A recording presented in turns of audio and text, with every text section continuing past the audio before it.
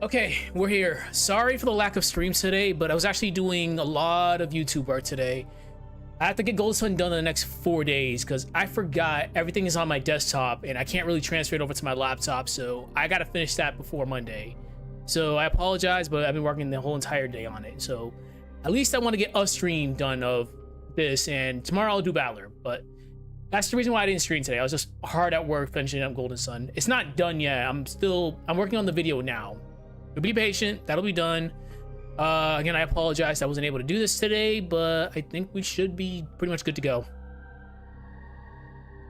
Damn, I woke up at 7 and I went right to working on it because I was like, oh shit, I gotta get this done by Monday. It's Wednesday now, so we got a lot of it done. This and Battler can be done once I get back to my barracks. So if I remember correctly, we worked on what was this section? Give me a moment.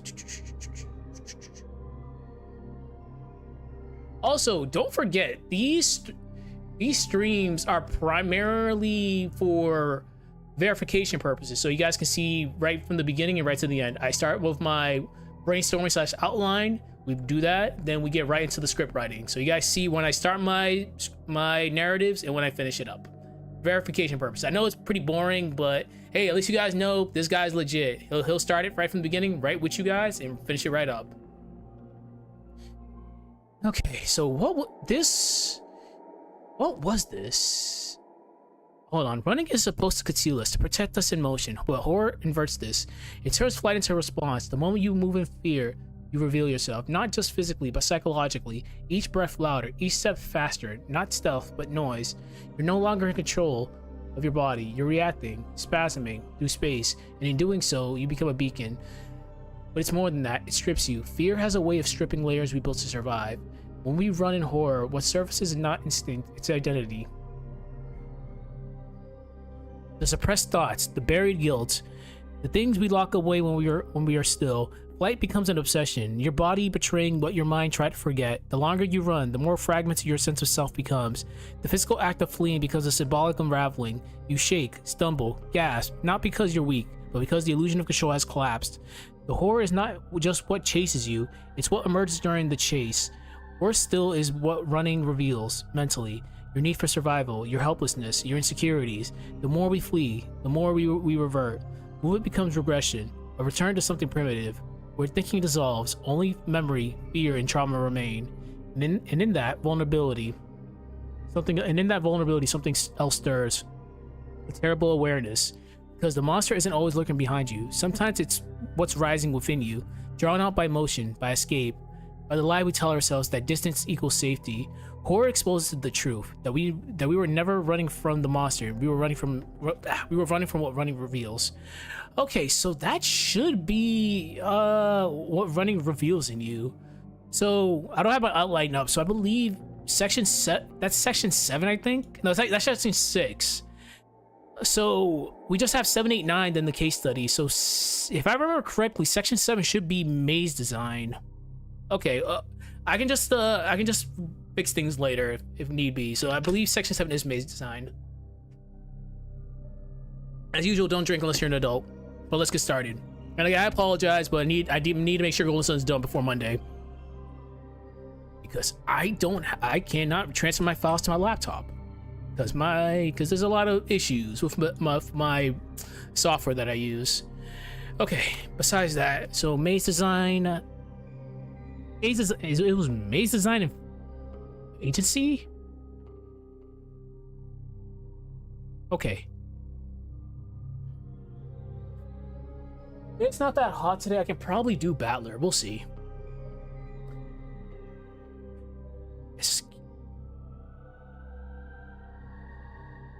Escape is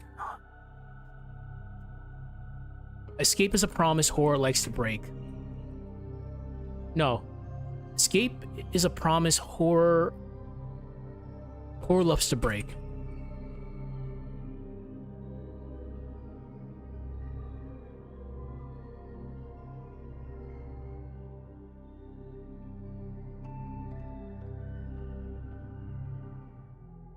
The option select.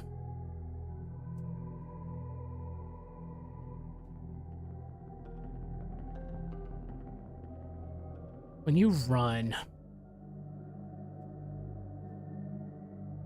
You believe in the option select. Well, we won't say option select, but that's what it kind of is. You believe in options. You believe in options. So you believe in options. Every hallway.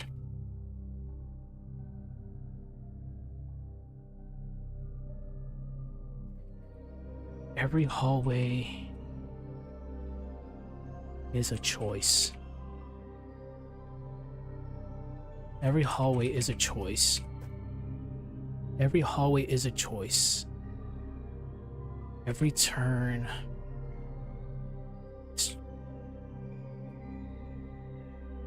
Every turn a strategy. Escape is a promise horror loves to break. When you run, you believe in options. Every hallway is a choice. Every turn a strategy.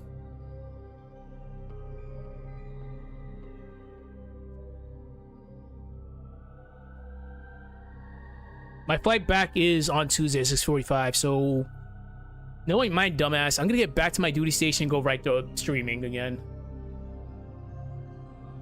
But again, going off of my scheduling right now, I feel Golden Sun has to be done by Monday. So we worked at least 6 hours on that today. I'll get Golden Sun done. I'll upload it. This will probably be the next video right after that. Then Battler will come up next. Then it's pretty much fair game for the next batch of videos. I haven't decided what I'm gonna do yet. But those are the 3 things I need to get done the next week or so. Because they already told us as soon as we get back, we'll be back in the next training phase. So I'm getting deployed in October. So we have until October to get as much things done as possible. Okay. Every turn a strategy.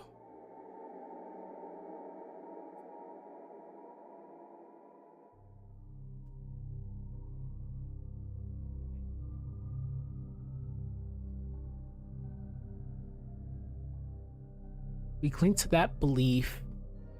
We cling to that belief. We cling to that belief because it gives us control.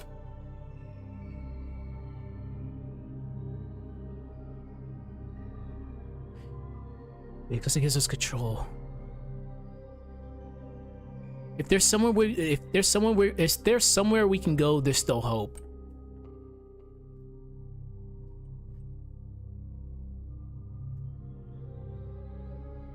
If there's somewhere to go, there's somewhere to go. There's still hope.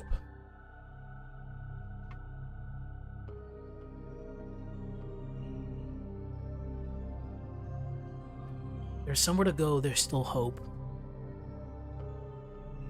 Escape is a promise horror loves to break. When you run, you believe in options. Every hallway is a choice. Every turn a strategy. We cling to that belief because it gives us control. If there is somewhere to go, then there's still hope.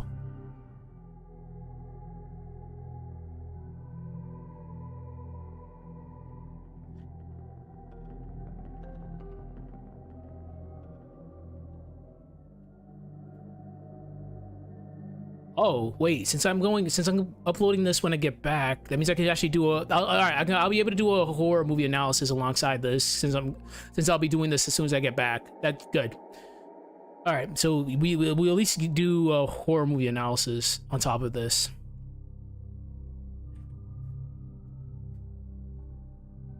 Or how to build spaces. Bye. All right, Marshall Yard, I love you, but let's get another song up. I've changed the playlist, so I shouldn't be getting trolled that much. That's not somber enough. Give me a minute. I gotta be careful because I'm getting copyrighted for some weird fucking reason. Let's go back to Elden Ring.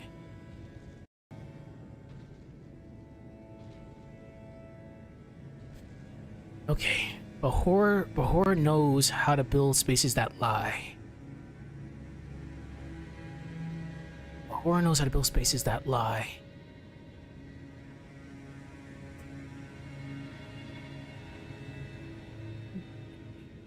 The maze, the maze, maze.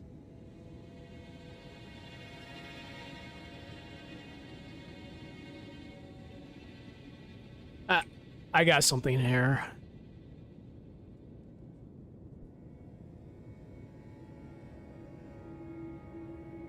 Maze design is more so. I'm wording it as maze design because generally horror game maps are made like mazes. So when I say maze, I mean actual like map design. No, you know, let me actually word this. Let me do this as map because that's good. That's gonna confuse the fuck out of people. I didn't need. Wait, why does I didn't need to delete all that?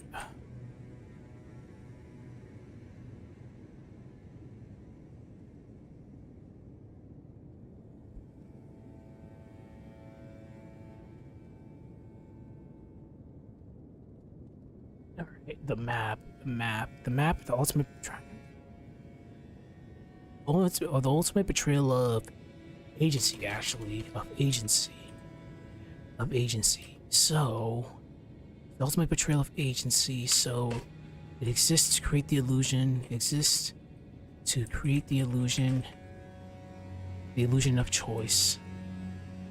Make the illusion of choice. The map. The ultimate betrayal of agency exists to create the illusion of choice, while secretly guiding you. I'll fix that. Despair. Building you.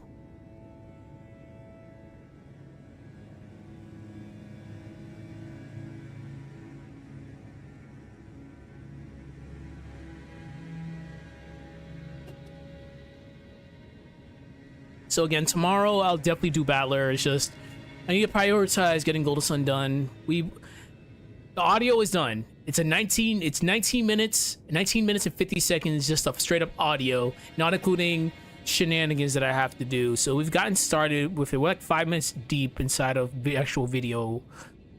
It's just gonna take a bit because I might have to do some separate shenanigans, but I know I have to. But for now, we're just doing what we can until we get to a separate. Unity, maybe, but again, we'll cross that bridge when we cross that bridge. The priority is getting up early, getting right on that video because I need to get that done by Monday. I'll get it done at least by Saturday, but you never know. Shit happens. The map. The ultimate betrayal of agency exists to create the illusion of choice while secretly guiding you towards despair. That sounds good. Guiding you towards despair. It simulates freedom. It simulates freedom. It simulates freedom. It simulates freedom by offering us paths. Some dead ends, loops. It simulates freedom by offering the player paths. So some loop,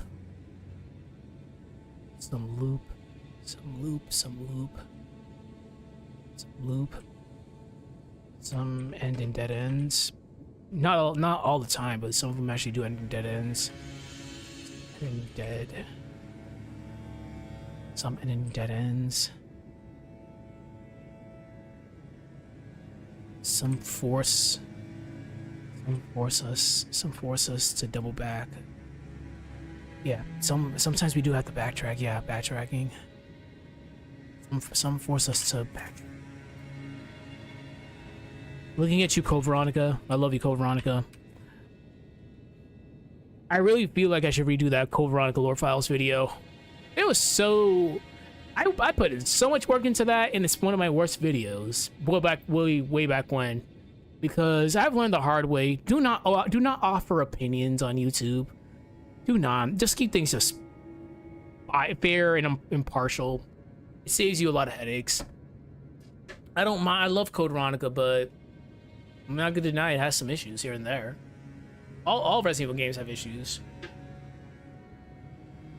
Some more than others, but it doesn't take away from the experience. We play the games because we love the games. Alright, let's see what we have so far. So, escape is a promise horror loves to break. When you run, you believe in options. Every hallway is a choice, every turn a strategy. We cling to that belief because it gives us control. If there's somewhere to go, then there's still hope. But horror knows how to build spaces that lie. The map, the ultimate portrayal of agency, exists to create the illusion of choice, while secretly guiding you towards despair. It simulates freedom by offering the player paths. Some loop, some end in dead ends, some force us to backtrack. I'm trying to think of the one of the most... I don't need to give examples, but I'm just trying to think of the one of the most infamous backtracks. If they're not... Well... If I had to give a non-horror example, it would be Metal Gear Solid.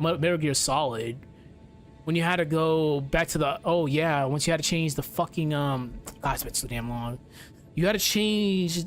You had to double back and get the Sniper Wolf. You had to go... You had to double back all the way to get the PSG one. It's the PSG. It's what PS1 or PSG. Yeah, that was a long backtrack. Very notorious. Or when you had to go back to the ice room in order to get the, in order to cool off the ship. Yeah, the ship. Yeah, Metal Gear Solid had pretty notorious backtracks, but using a horror game example, again, Code Veronica had some pretty lengthy ones. Not too egregious, but it has a length. Okay. So, in a sense, it convinces us. It convinces...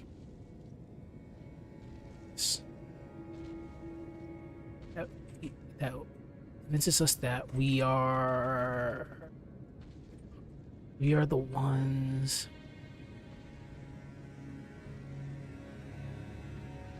It convinces us that we're the ones choosing. But we're not. We're being funneled. We're in truth being funneled.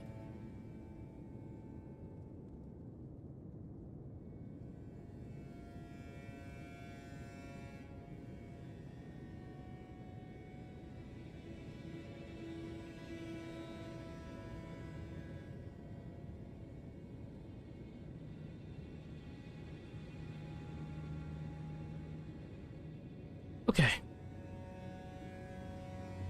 The map, the ultimate portrayal of agency, exists to create the illusion of choice while secretly guiding you towards despair. It stimulates freedom by offering the player paths. Some loop, some end in dead ends, some force us to backtrack. It convinces us that we are the one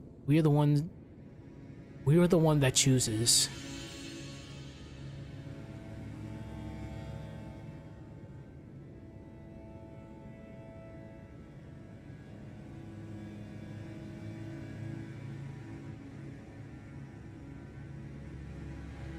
There we go. This sounds a little bit better than that. We are the ones in control. We're in truth, we're being funneled, herded, played. Yeah, it's already been 20 minutes. Holy shit. Okay.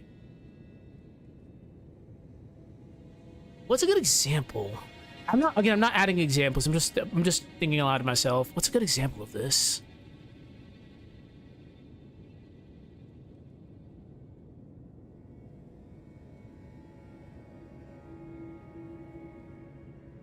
Spencer Mansion. All else leads to Spencer Mansion.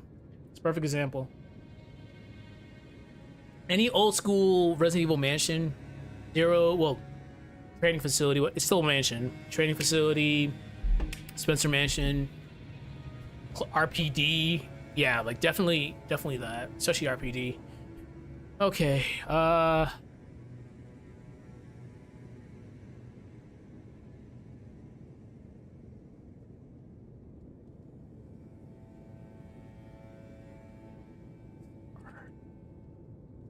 these architectures,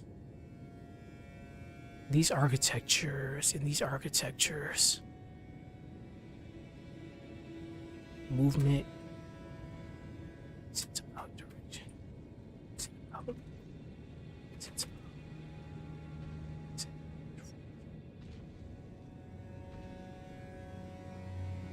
Moving isn't about direction. It's about delay. It's about...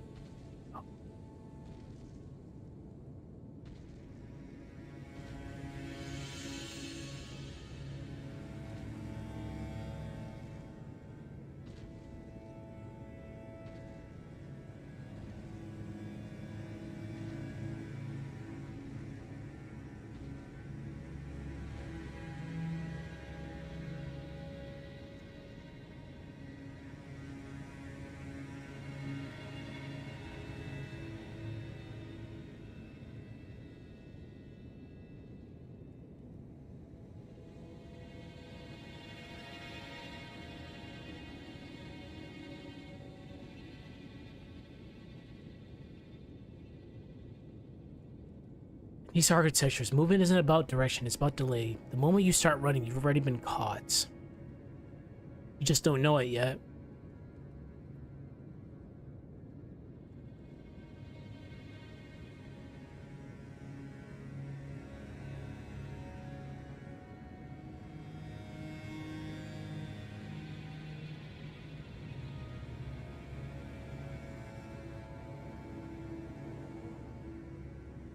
It's psychological entrapment in a sense.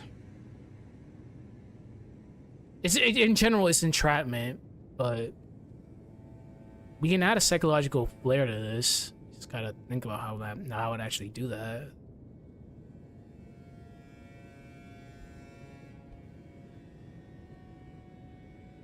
It's not as hot as it was last night, but I've just been working all day on that Golden Sun video. I'm just tired, so just bear with me.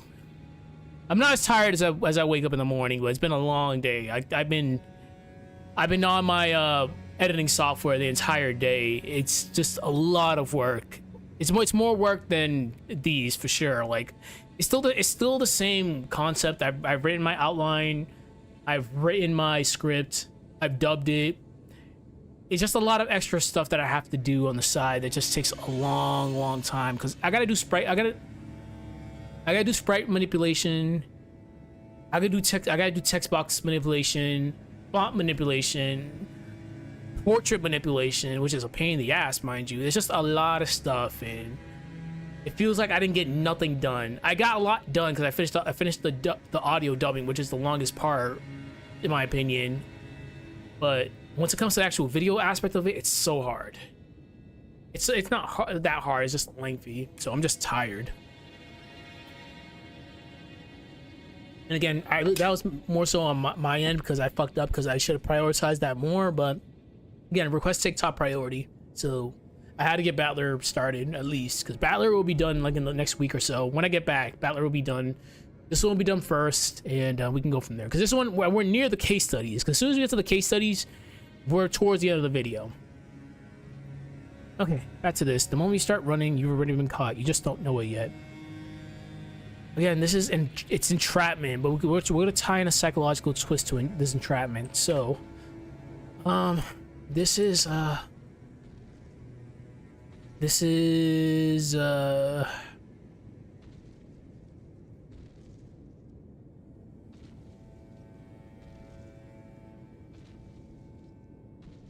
psychological entrapment.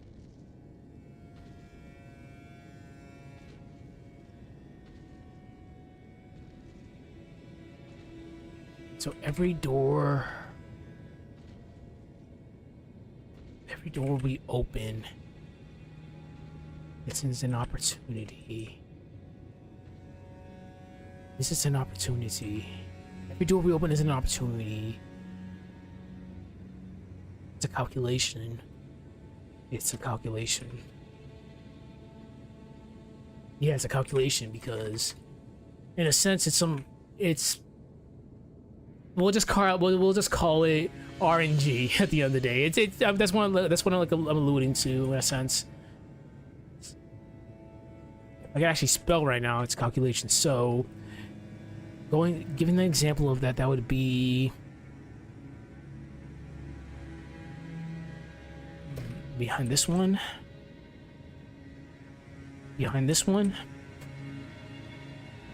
Behind this one? Yeah. Sorry about that. Behind this one? Death. Behind this one? Death. Behind the next? Emptiness. Behind the next? Empty. And the next? Empty. Empty. Behind the next? Empty.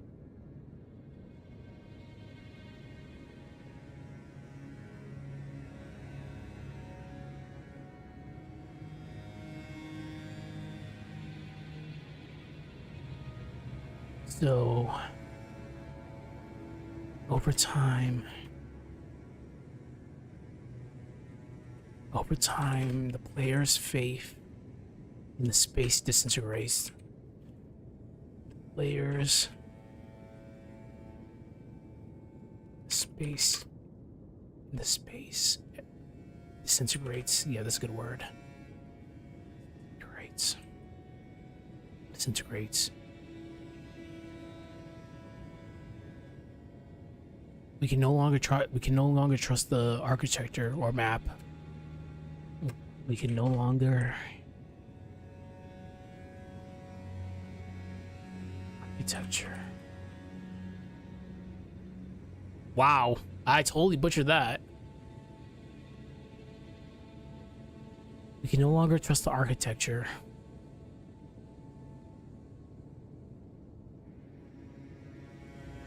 We can no longer trust the architecture.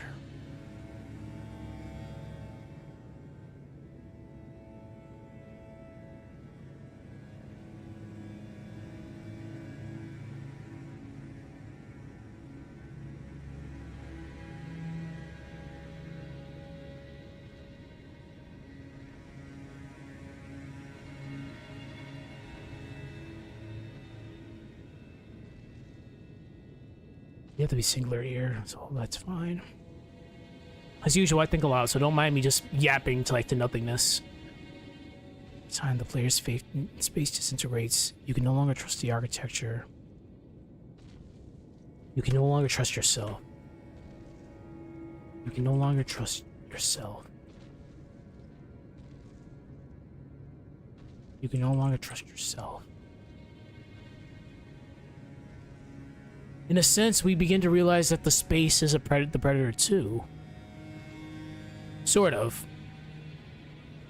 Yeah, that'll work. You start to realize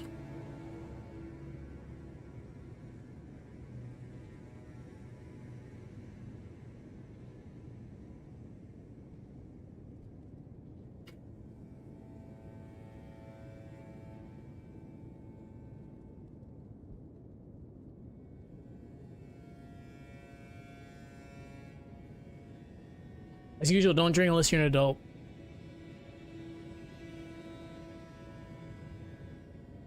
You start to realize that the space... I don't want to say space here, though.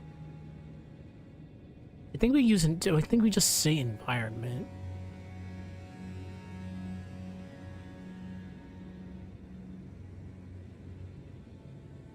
Where to gosh, she's scheming.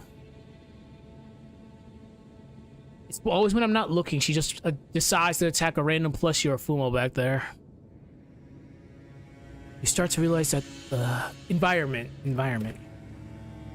environment is a predator too.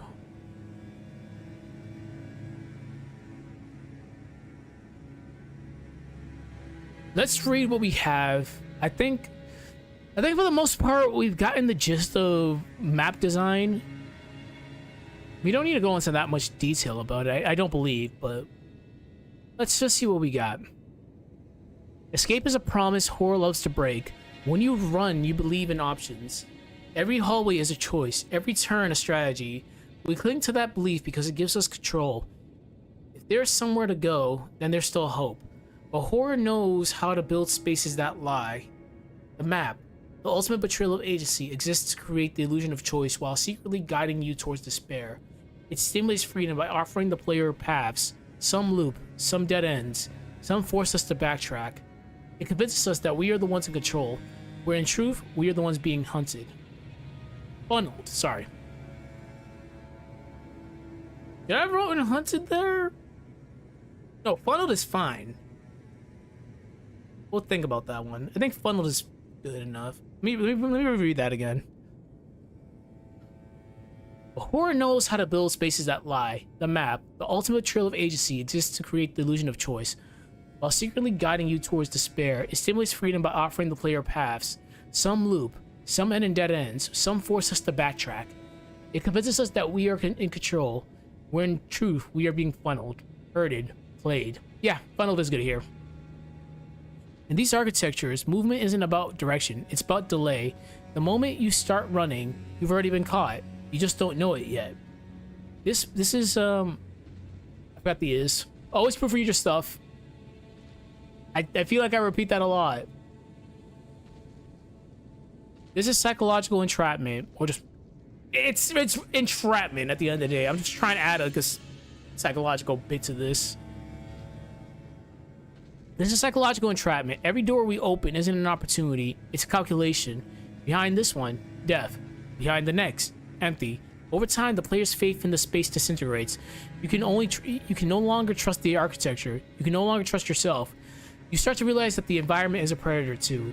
I think that's good enough. Like, I don't feel like we don't even need to go into that much detail about this anymore. Like, we get it. The map plays a crucial part in running away.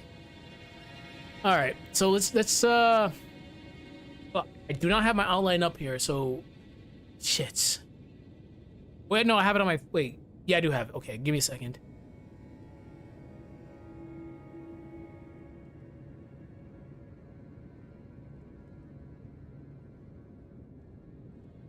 It's anticipatory, it's somatic horror and anticipatory dread, but the case studies are after that though. Hold on. Give me 1 second. I gotta look at my outline real quick. Oh.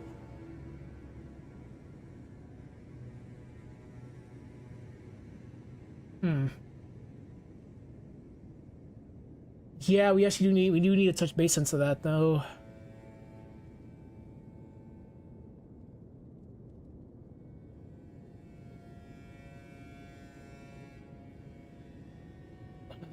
Fuck.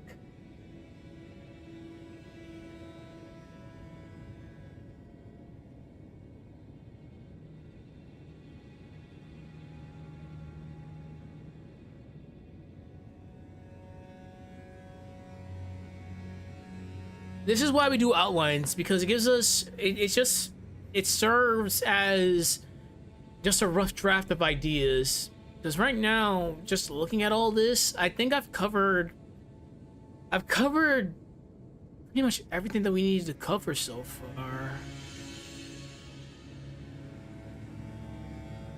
Okay, give me a second.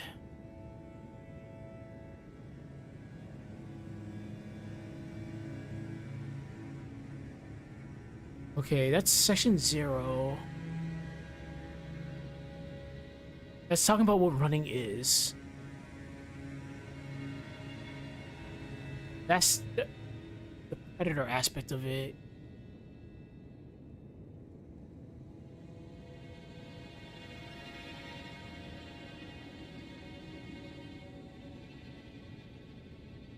Repetition. Okay. I feel like we don't need to covered all the necessities here.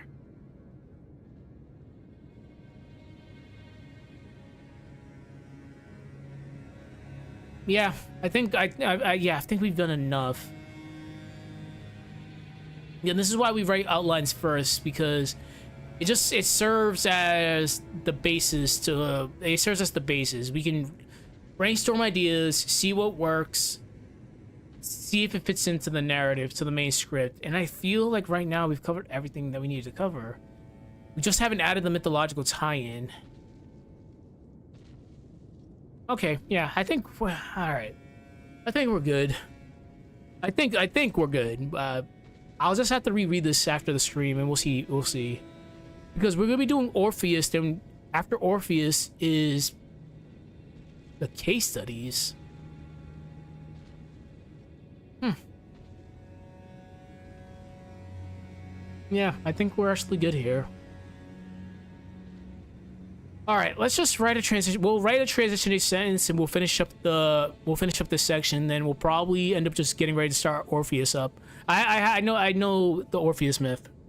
It's a pretty straightforward myth, mind you. Don't look behind you. Trust Hades that one time.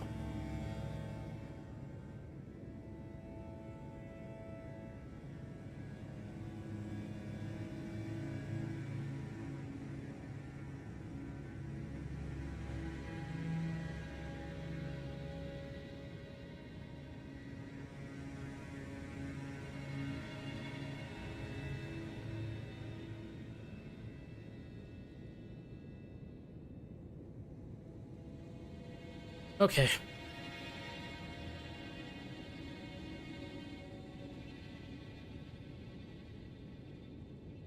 When the player runs.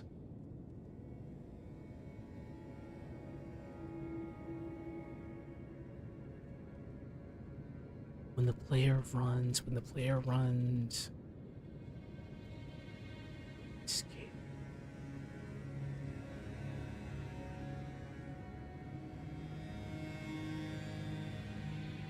Escape becomes a ritual.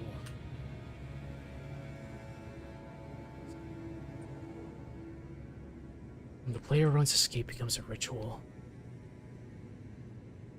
When the player runs, escape becomes a ritual.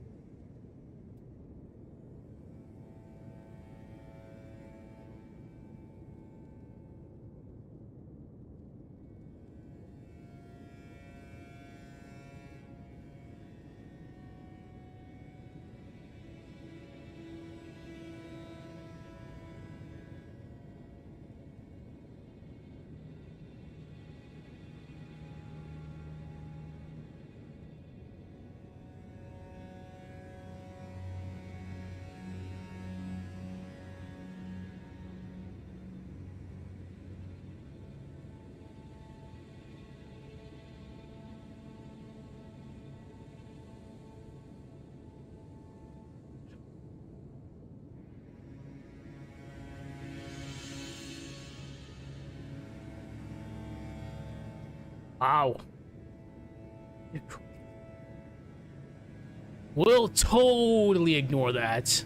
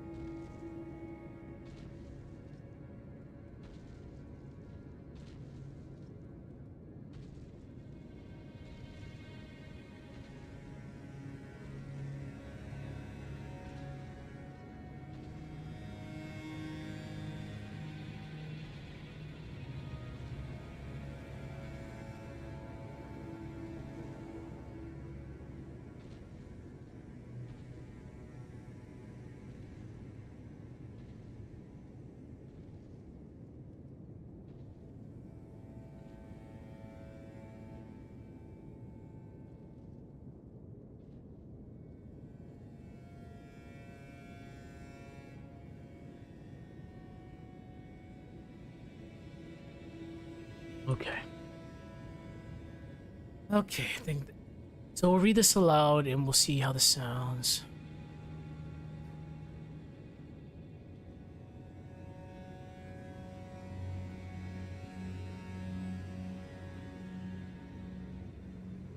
Okay.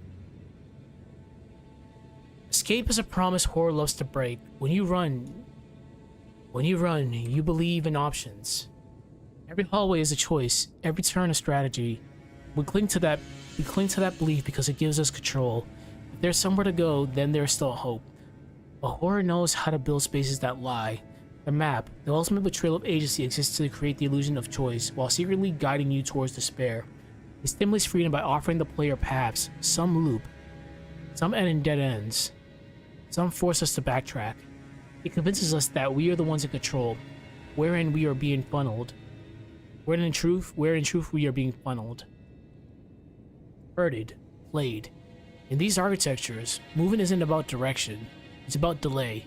The moment you start running, you've already been caught. You just don't know it yet. This is psychological entrapment. Every door we open isn't an opportunity. Every door we open isn't an opportunity. It's a calculation. Behind this one, death. Behind the next, empty. Over time, the player's faith in the space disintegrates. You can no longer trust the architecture. You can no longer trust yourself. You start to realize that the environment is a predator too. When the player runs, escape becomes a ritual.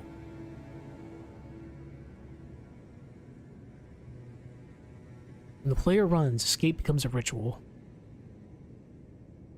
You aren't solving a puzzle. You're playing part in a cruel theater. The corridors don't need to kill you. They just need to convince you that your choices, that you are choices. Wow. That your choices never mattered. I like it. Again, alright, so as mentioned, it's like, I think, personally, let's have a little powwow real quick. Let's have a powwow. So, I feel like we've covered pretty much every single nook and cranny. There was a couple extra sections I did have in the outline, but I feel we don't need them, to be honest with you. I feel like we've gotten straight to the point. Like, those extra sections are pretty much just fluff, I believe. So, I don't think we need to add them. I think we've gotten straight to the point. So, what we'll do is we're going to do the mythological tie-in, because this is something new I'm doing. Because there are mythological parallels between, in every aspect in literature, every aspect of everything, there is mythological parallels, believe it or not. Like, I've used Vera, for example. We've used Narcissus, for example.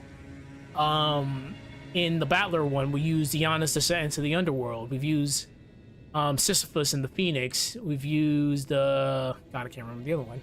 We've used 3 mythological parallels. So yes, there are mythological parallels in like almost every single thing we do. So, including and also in Vera, we used Narcissus, we used Medea, and we used Lady Rokujo from the Tale of Genji. So, in this one, yes, we can use Orpheus and his tale, trying to get his beloved back. Urtice. I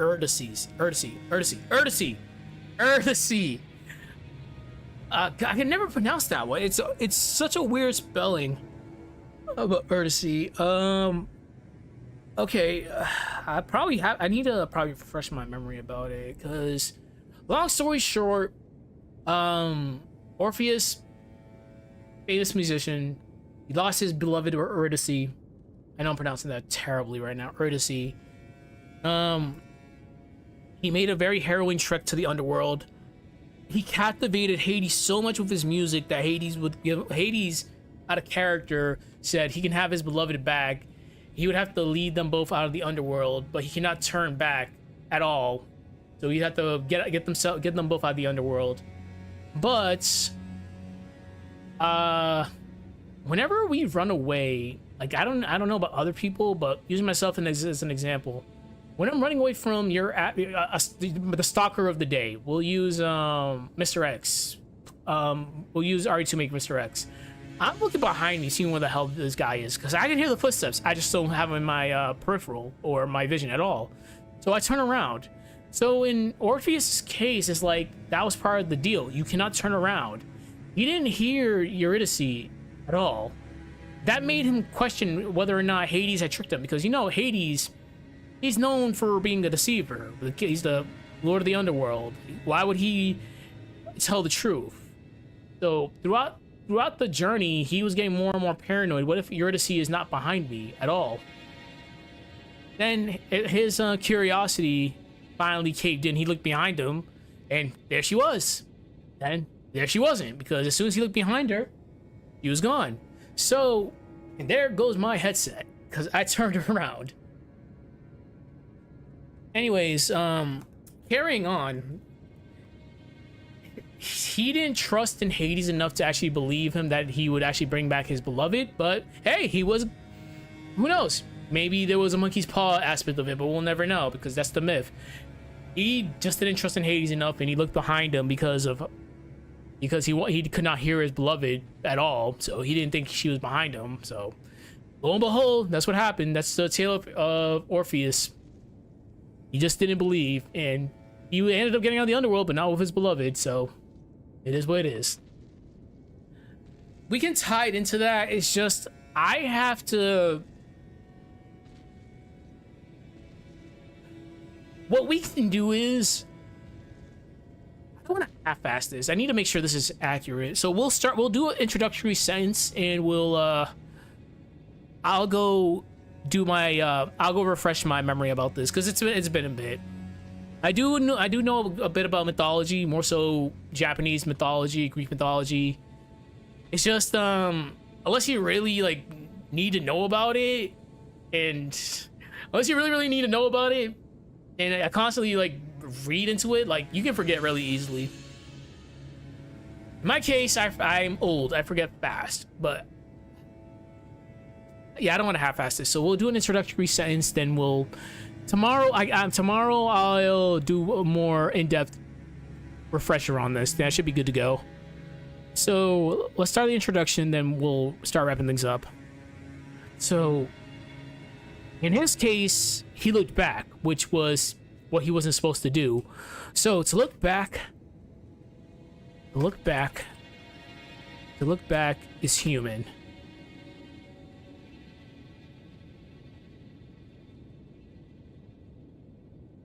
I'm allowed to be cute tonight. I've worked hard tonight, so I'm gonna be a little bit cheeky tonight, I think. Look back is human.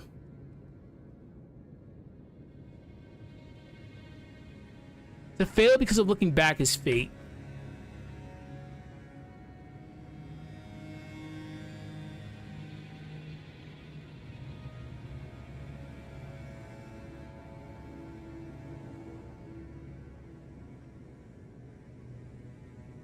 Anyway, since this is a new aspect, well, a new thing I'm trying with this channel, trying out, I like thinking outside the box. So using mythology as a example, like if people want me to keep on doing that, I'll do it. Like I have a lot of time in the world. I have a shit ton of knowledge in this dome of mine, and I like to read. So if people like the mythology parallels, I can continue doing them. I just wanted to try something new out instead of doing my usual spiel. Because I do know a lot about psychology. I'm not a psychologist whatsoever, but I do like to read, and I have a psychologist buddy who fact checks me every single time. I run it by him every time we have a meeting together. I'm like, dude, correct me if I'm wrong. But yes, if you want me to continue doing these mythological parallels, I can continue doing them because it keeps things fresh instead of just going after the brain. Everything leads to the brain at the end of the day, in my honest opinion. But if this is something that people like, I'll continue doing it. I don't mind doing it. So to fail because of looking back is... To fail because of looking back is... No. To fail because of it is fate. So, again, we're going to be using Orpheus and Eurydice as the parallel here. We're only using one parallel. I know in the battle room we're using 3 of them. But initially I used 3 for Vera. I'm just gonna use 1 for this one. I don't want to be too over-reliant on the parallels. I like introducing them, but it's better that we don't take away from the case studies, because the main aspect of this is tying in sections into the case studies. If we add too much, it'd be a little bit too overbearing for people. Overwhelming, actually. So in Greek mythology, in Greek,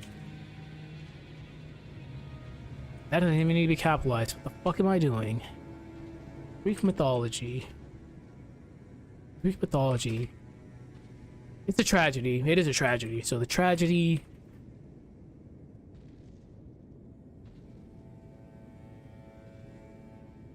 Alright, let's see if I misspelled this shit.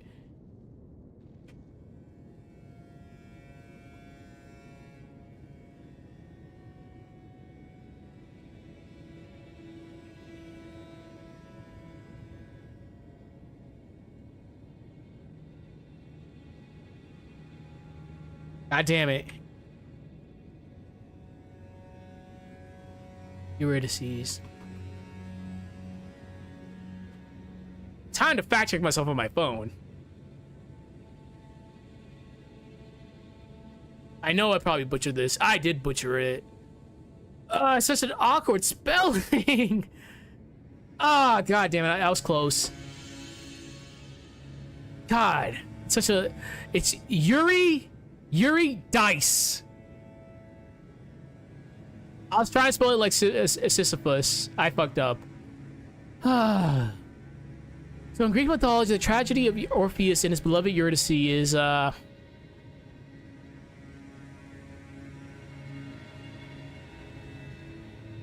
it's not one of action, but of doubt, because he doubted Hades if Hades was to keep his end of the deal. Which again, he had a lot of reason to doubt Hades, because no one should ever trust Hades.